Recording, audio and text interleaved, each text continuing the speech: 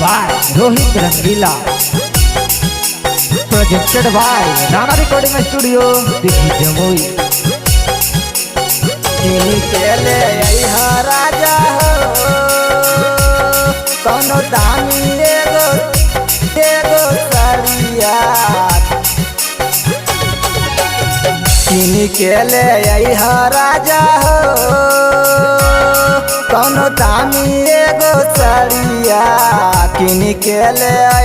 राजा हो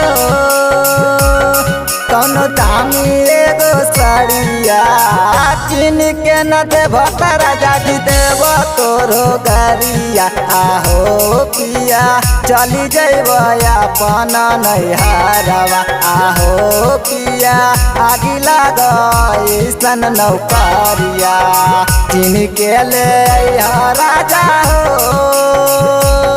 कौनो दामी एगो सरिया किन के न देव राजा जी देव तोरो गरिया आहो पिया आगी लागन नौकरिया आहो पिया चली जैब हमहु नैहरवा आहो पिया चली जैब हमहु नैहरवा। Projected by Nana Recording Studio, Dighi Jamui. किनके देवाना बलवा चली जैवा नैहर किनके देवाना बलवा भागी जैवा नैहर कही कही रही गेल दिल नहीं किन हो दोसर के फेर में रहे छल रात दिन हो हो पिया कही कही रही गेल दिल नहीं किन हो दोसर के फेर में रहे छल रात दिन हो आगी लाग बाजर पर हो पिया तोहरो नौकरिया आगी लाग बाजर पर हो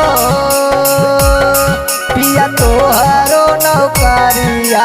हो पिया लाग हाथी फूमे दिया गरिया आहो पिया चली जैब हमहु नैहरवा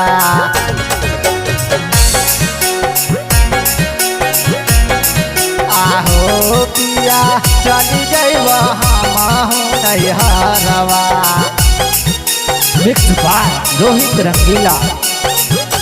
किनके देवाना बलवा चली जैब नैहर किनके देवाना बलवा भागी जैब नैहर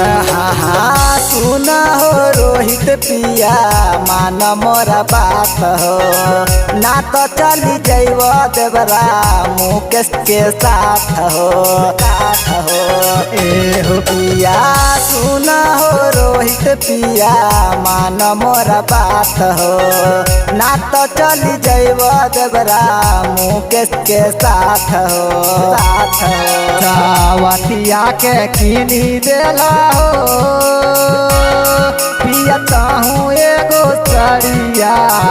हमारा दिलैला नकन बलिया या हो पिया लाग की खूमे दिया गरिया आहो पिया